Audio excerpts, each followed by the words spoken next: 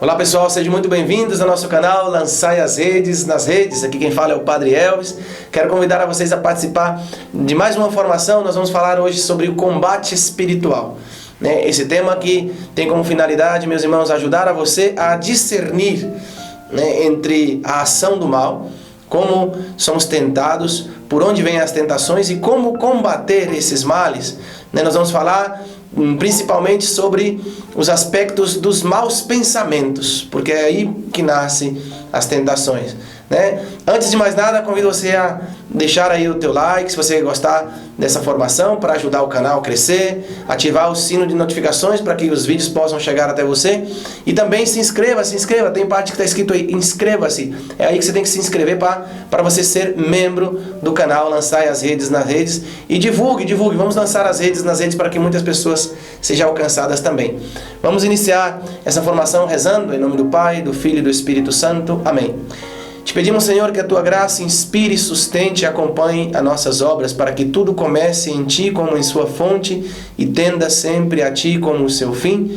Por Jesus Cristo, nosso Senhor. Amém. Em nome do Pai, do Filho e do Espírito Santo. Amém. Nós vamos falar, meus irmãos, da vida espiritual e as nossas lutas, como que, por exemplo, nós vamos citar seis aspectos que devemos evitar por onde vêm as tentações, que são como muletas de mediocridade, vamos dizer assim. São 6 muletas de mediocridade que devemos evitar.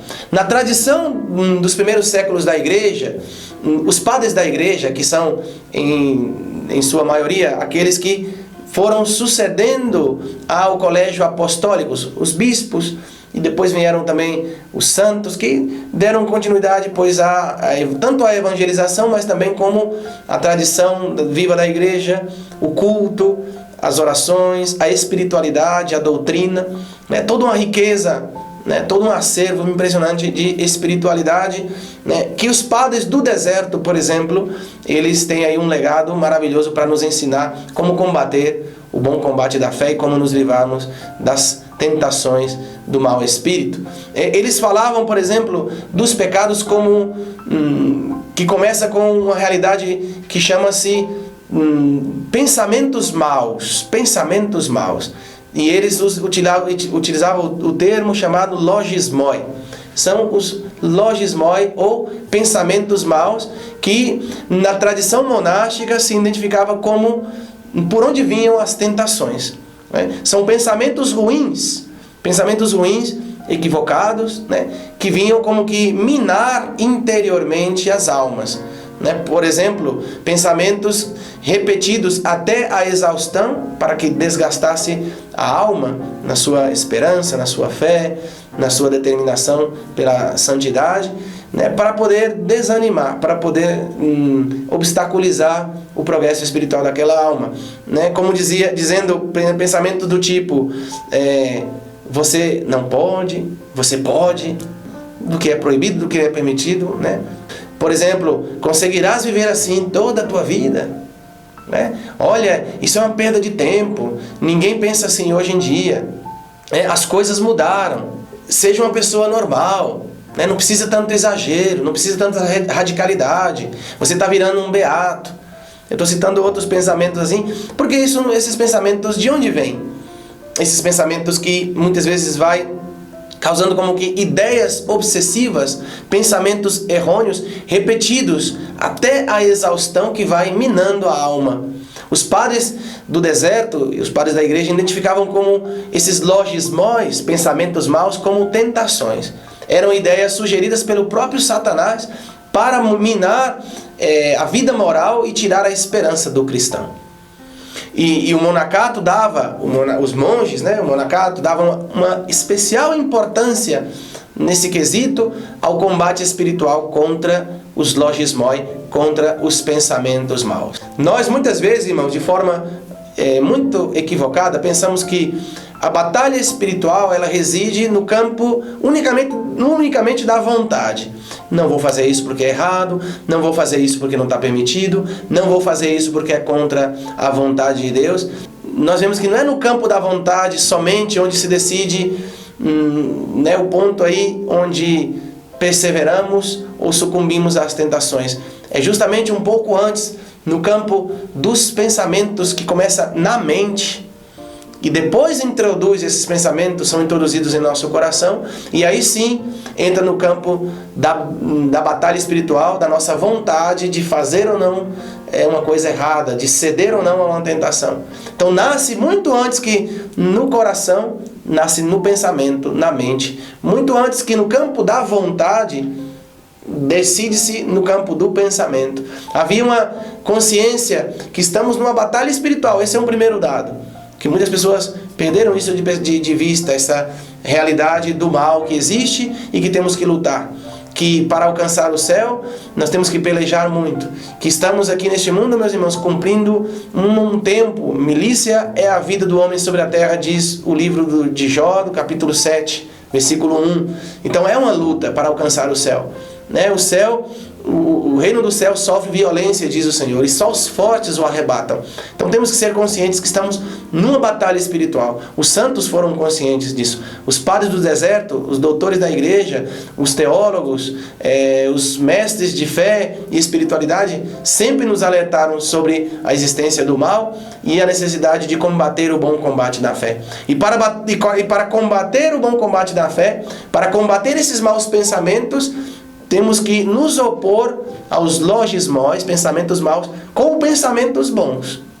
Os pensamentos bons, pensamentos corretos para expulsar os maus pensamentos. Podemos perguntar, quais são esses maus pensamentos hoje em dia? Esses logismoi, do grego. Será que deixaram de existir esses maus pensamentos?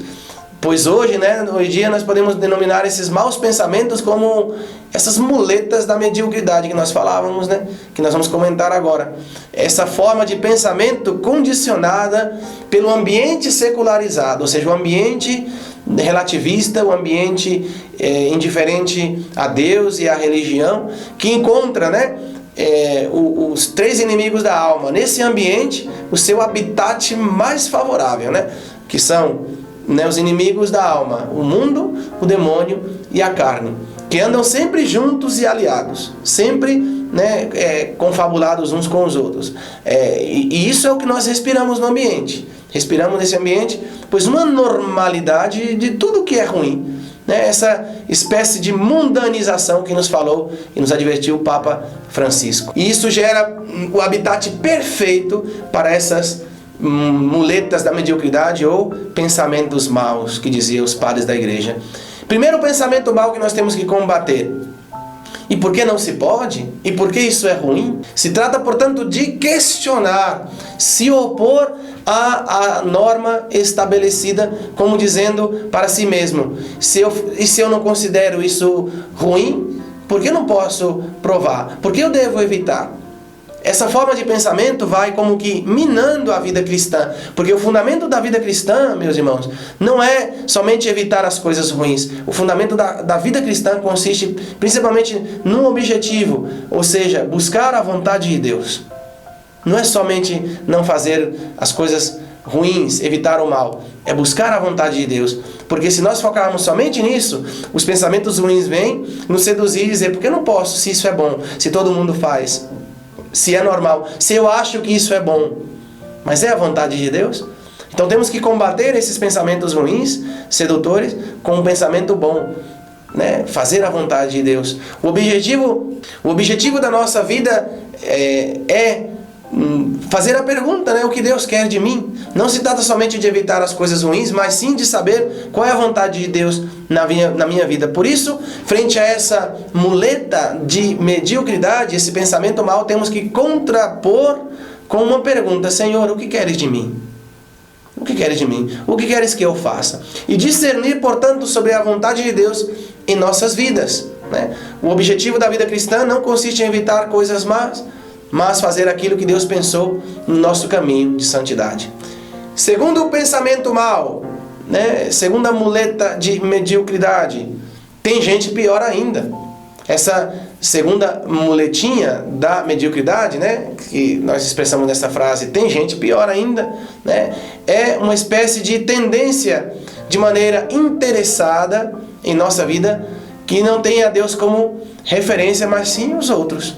Ou seja, o modelo para nós, meus irmãos, é nosso Senhor Jesus Cristo. Não é as pessoas do nosso redor, nem sequer as pessoas virtuosas. Nós podemos até usar uma frase assim, para você entender, né? Diga-me com quem você se compara, né? E te direi o que você anseia, aspira na vida. Né? Deus é a nossa referência. E nossa referência, meus irmãos, não é o que faz a maioria. Né? Não é o que faz. Não temos que nos comparar com ninguém. Né? Cada um recebeu os talentos que Deus lhes confiou, por isso não podemos nos fixar, né, ao redor para nos comparar. Isso nos enfraquece interiormente. Temos que evitar essa espécie de torcicolo espiritual, de estar sempre olhando para o lado. Né? Para se opor a essa tendência, podemos eliminar esse pensamento contrário, né, com um pensamento bom, que nós podemos dizer assim: Senhor, muito obrigado pelos teus santos. Muito obrigado, Senhor, pelos teus santos. E pensar na vida dos santos e agradecer a Deus que nos colocou como referência pessoas tão iluminadas, pessoas tão boas, que alcançaram a perfeição em Deus, que tiveram Deus como referência, não o mundo. E muito obrigado, Senhor, pelos teus santos que nos inspira, que nos suscita em nós um desejo da santidade. Né? Então, os santos são uma referência, não é as pessoas do mundo referência para nós.